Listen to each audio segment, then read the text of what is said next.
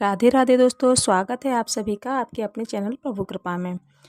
आज हम पढ़ेंगे रामचरितमानस के बालकांड का दोहा नंबर 8, 9 और 10। चलिए पढ़ते हैं। भाग छोट अभिलाष बड़ करऊँ एक विश्वास, पै हैं सुख जो सुन सुजन सब खल करे हैं उपहास। मेरा भाग्य छोटा है और अभिलाषा बहुत बड़ी है, परंतु मुझे एक बात का विश्वास है कि सभी संतजन इसको सुनकर सुख प्राप्त करेंगे और दुष्टजन उपहास करेंगे।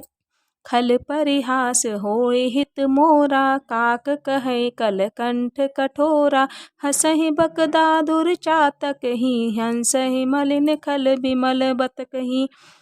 दुष्टों द्वारा मेरा परिहास उड़ाने से मेरी भलाई ही होगी, क्योंकि मधुर कंठ वाली कोयल को कौए तो कठोर कंठ वाले ही कहा करते हैं। जैसे बगुले हंस पर और मेंढक पपीहे पर हंसते हैं, इसी प्रकार मलिन बुद्धि वाले दुष्टजन निर्मल वचनों पर हंसते हैं।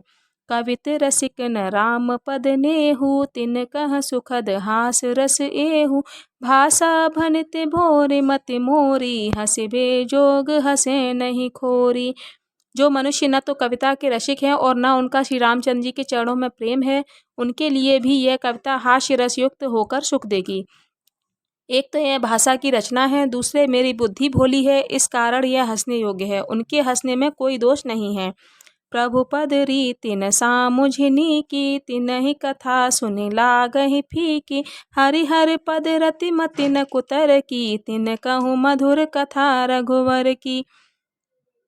जिन मनुष्यों का न तो प्रभु के चरणों में प्रेम है और न उनकी समझ अच्छी है, ऐसे मनुष्यों को यह कथा सुनने में फीकी लगेगी। जिन मनुष्यों की भगवान विष्णु और भगवान शिव के चरणों में प्रीति है और जिनकी बुद्धि कुतर्की नहीं है, उन्हें श्री राम की कथा सुनने में मन लगेगा।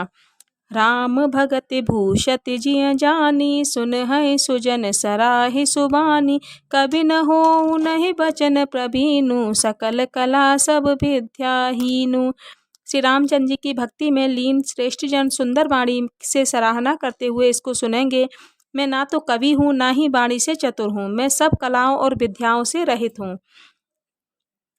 आखर अर्थ अलंकृत नाना, छंद प्रबंध अनेक विधाना। भाव भेद रस भेद अपारा, कवित दोष गुण विविध प्रकारा। कवित विवेक एक नहीं मोरे, सत्य कहूँ लिख कागद कोरे। अनेकों प्रकार के अक्षर, अर्थ और अलंकार, अनेक प्रकार की छंद रचना, भावों और रसों के अपार भेद और कविता के दोष गुण अनेक प्रकार के हैं। इनमें से काक संबंधी एक भी बात का ज्ञान मुझ में नहीं है। मैं सत्य कहता हूँ। भनित मोर सब गुण रहत, विश्व विदित गुण एक। सो विचार सुनि है सुमत, जिनके विमल विवेक। मेरी कविता में एक भी गुण नहीं है, इसमें केवल एक गुण है जो संसार में प्रसिद्ध है। उसे विचार कर इसको ही वे सज्जन सुनेंगे जिनके हृदय में निर्मल ज्ञान है। एहि मह रघुपति नाम उदारा, अति पावन पुराण श्रुत सारा। मंगल भवन अमंगल हारी, उमा सहित जेहि जपत पुरारी। इसमें केवल श्री राम का उदार नाम है जो अत्यंत पवित्र है और वेदों का सार है, कल्याणकारी है और अमंगलों को हरने वाला है। इसको शिव पार्वती जी सदा जपते रहते हैं। भनित विचित्र शुक विकृत जो, राम नाम बिन सोहन सोऊ। विधु बदनी सब भांति संवारी, सोहन बसन बिना बर नारी। अच्छे कवि द्वारा रची गई अनूठी कविता भी राम नाम के बिना शोभा नहीं पाती है। जिस प्रकार के समान मुख वाली सब तरह से सजी हुई सुंदर स्त्री वस्त्रों के बिना शोभा नहीं देती है। सब गुण रहित कुक विकृत बानी, राम नाम जस अंकित जानी। सादर कहहि सुनहि बुध ताही, मधुकर सरिस संत गुण ग्राही। इसके विपरीत सब गुणों से रहित अज्ञानी कवि की रचना को भी राम नाम के यश और यश से अंकित जानकर बुद्धिमान मनुष्य उसे आदर पूर्वक बाँचते हैं और सुनते हैं, क्योंकि संत व्यक्ति भौरों की तरह गुणों के ग्राहक होते हैं। यद्यपि कवित रस एकहु नाही, राम प्रताप प्रगट एहि माही। सोई भरोस मोरे मन आवा, केहि न सुसंग बड़प्पन पावा। यद्यपि इस रचना में कविता का एक भी गुण नहीं है, फिर भी इसमें श्री राम का प्रताप प्रकट है। मुझे यह भरोसा है कि अच्छे संग साथ से बड़प्पन मिलता है। धूमउ तजहि सहज करुआई, अगरु प्रसंग सुगंध बसाई। भनित भदेश वस्तु भले करनी, राम कथा जग मंगल करनी। धुआं भी अगरबत्ती के साथ सुगंधित होकर अपने स्वाभाविक कड़वेपन को छोड़ देता है।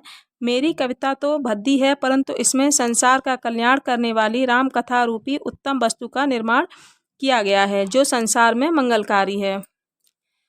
मंगल करन कलिमल हरन, तुलसी कथा रघुनाथ की।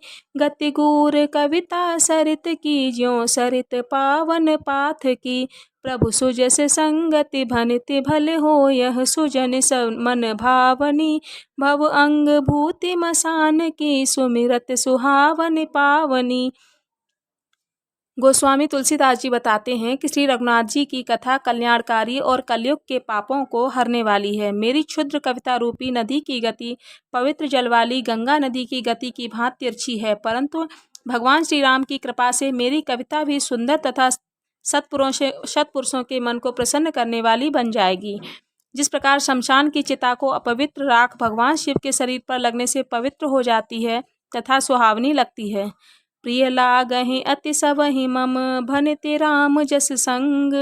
दारु विचारु के करे को, बंदिय मलग प्रसंग। श्री रामचंद्र जी की कीर्ति होने से मेरी कविता भी सबको अति प्रिय लगेगी। मलय पर्वत का संग पाकर काष्ठ भी चंदन बनकर बंदनीय हो जाता है। इसके बाद कोई भी काष्ठ की तुच्छता का विचार नहीं करता है। श्याम सुरभि पय बिसद अति गुनद करहि सब पान। गिरा ग्राम सिय राम जस, गावहि सुनहि सुजान। श्यामा गाय काली होने पर भी उसका दूध सफ़ेद, स्वच्छ और बहुत गुणकारी होता है।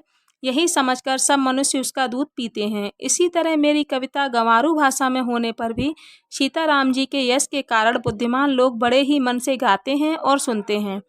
मणिमाणिक मृकुता छवि जैसे, अहि गिरि गज सिर सोहन तैसे। नृप किरीट तरुणी तनु पाई, लहहि सकल शोभा अधिकाई। मणि, मणिक और मोती की सुंदर छवि सर्प, पहाड़ एवं हाथी के मस्तक पर शोभा नहीं पाती है, बल्कि इनकी सुंदरता राजा के मुकुट और नवयुवती के गहनों पर अधिक होती है। तैसे ही सुकवि कवित बुध कहहि, उपजहि अनंत अनत छवि लहहि। भगति हेतु विध विवन बिहाई, सुमिरत सादर आवत धाई। इसी तरह बुद्धिमान लोगों का कथन है कि सुकवि की कविता भी कहीं लिखी जाती है और शोभा किसी और जगह पाती है, अर्थात रची कहीं जाती है और सम्मान कहीं और पाती है। भक्ति के कारण ही सरस्वती जी कवि के स्मरण करने पर ब्रह्मलोक से दौड़ी चली आती हैं। रामचरित सरब बिन अनवाए, सो श्रम जाए न कोटि उपाय। कवि को विद अस हृदय विचारी, गावहि हरि जस कलिमल हारी। सरस्वती जी के ब्रह्मलोक से दौड़कर चले आने के कारण उनकी थकावट रामचरित रूपी सरोवर में स्नान करने से ही दूर होती है, और करोड़ों उपायों को करने से यह थकावट दूर नहीं होती है।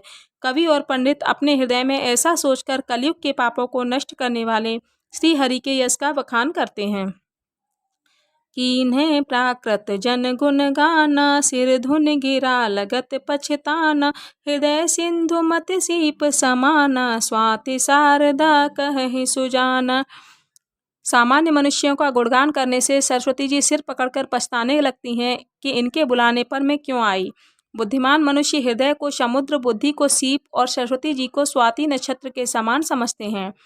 जो बरसै बरबारी विचारू, होहि कवित मुक्ता मणि चारू।